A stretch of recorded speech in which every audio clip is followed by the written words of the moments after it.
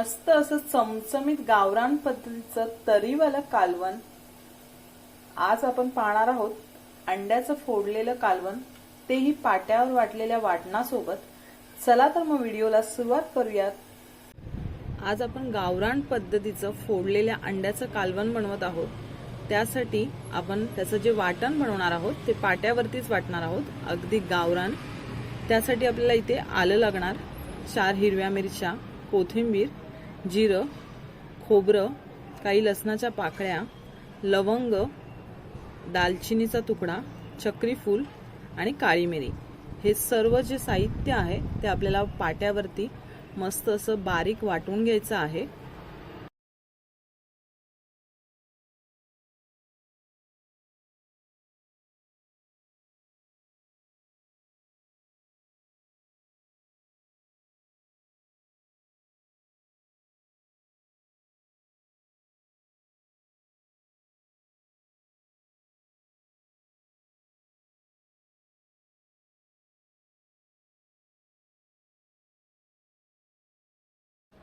हे साहित्य आपल्याला अगोदर असे ठेचून घ्यायचे आहेत, म्हणजे आपल्याला वाटायला सोपं जातं। बारीक बारीक मी खोबऱ्याचे तुकडे करून घेतलेत आणि नंतर आपल्याला थोडं थोडं असं पाणी घालून वाटून घ्यायचं आहे। पाट्यावरच्या वाटणाची मजा आणि त्याची जी चव असते ती खूपच अप्रतिम येते।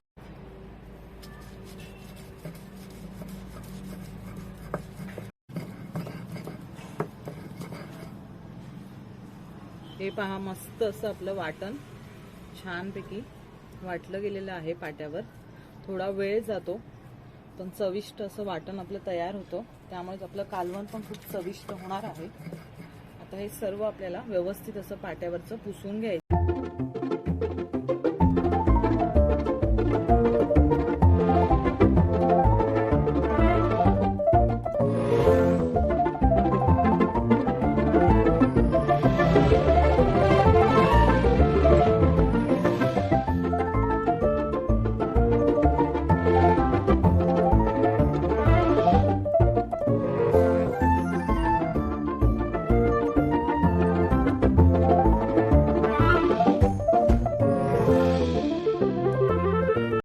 कालवणासाठी कढई गरम करून घेतलेली आहे।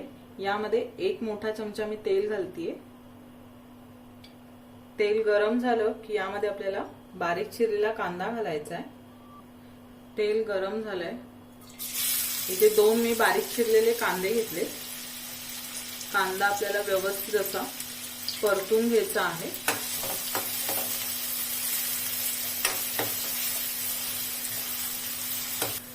कांदा आपला छानपैकी परतलेला आहे।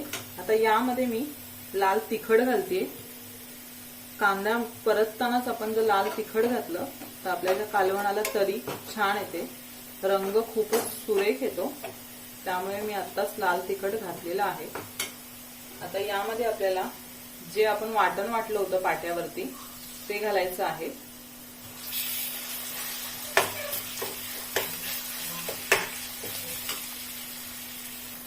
आणि छानपैकी आपल्याला वाटण परतून घ्यायचंय।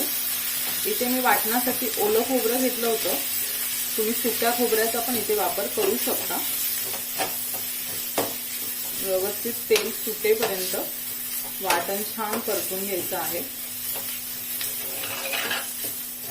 चुलीवरती हे अंड्याचं कालवण खूपच भारी होतं, पण आता आपल्याकडे चूल हा पर्याय नाहीये, त्यामुळे आपण गॅसवरच करतोय।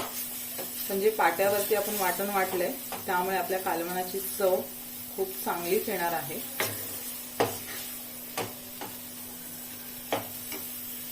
यामध्ये आपण काही मसाले घालूया। अर्धा चमचा आपल्याला हळद घालायची आहे।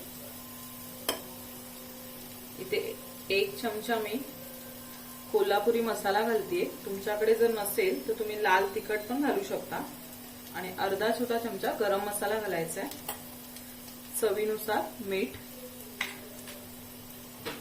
आपण वाटण वाटताना थोडेसे गरम अख्खे मसाले घेतले होते, त्यामुळे मी इथे अर्धा चमचा गरम मसाला घेतलेला आहे। आता हे छानपैकी मी परतून घेते। वाटण आपलं छानपैकी असं परतून झालेलं आहे।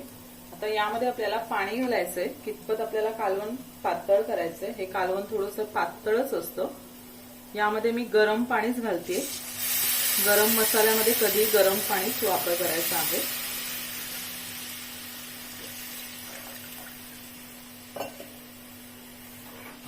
आणि या कालवणाला आपल्याला एक अशी उकळी येऊन द्यायची आहे. त्यानंतरच आपल्याला यामध्ये अंडी फोडून घालायची. पूर्वी असं अचानक कोणी पाहुणा आला आणि त्याच्यासाठी जर नॉनव्हेज बनवायचं असेल तर पटकन हे अंड्याचं कालवण बनवलं जायचं. झटपट होतं, जास्त वेळही लागत नाही. त्यामुळे हे अंड्याचं कालवण बनवलं जायचं आणि खूप चवीला पण खूप छान आणि जसं चविष्ट होतं. अंडी फोडल्यामुळे त्याचा जो अंड्यांचा जो रस आहे तो पूर्ण कालवणात उतरतो. त्यामुळे त्या कालवणाला एक चव खूपच वेगळी येते. आता आपण थोडीशी उकळी येऊन देऊयात आणि त्यानंतर यामध्ये अंडी फोडून घ्यायची. कालवणाला एक उकळी आलेली आहे. आता आपल्याला गॅस बंद करायचा आहे किंवा खूप स्लो करायचा आहे गॅस. त्यामुळे काय होतं, अंड आपलं फोडलं कालवणामध्ये तर ते पसरत नाही. अशा पद्धतीने आपल्याला फोडून घालायचं आहे.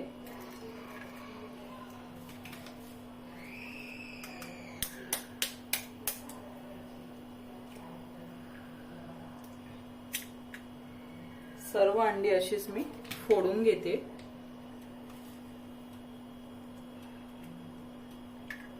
सर्व अंडी मी फोडून घेतलेली आहेत.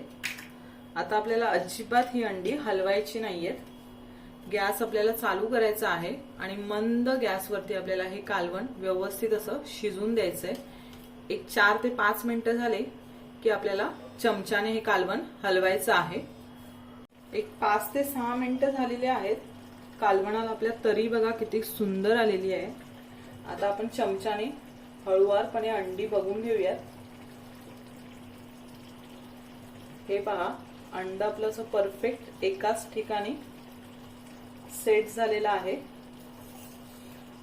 त्यामुळे अंड कधीही फोडल्यानंतर घाई करायची नाहीये ते हलवण्यासाठी. त्यामुळे व्यवस्थित अशी अंडी एकाच ठिकाणी सेट होतात. जास्त मी याला हलवणार नाहीये, फक्त अंडी थोडीशी अलगद हलवून घेतलीये.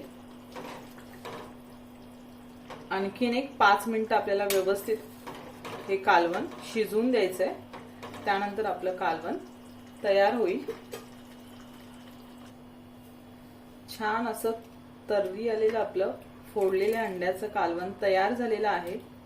दिसायला खूपच सुंदर दिसतंय, तसंच चवीला पण खूप मस्त झालेलं असणार.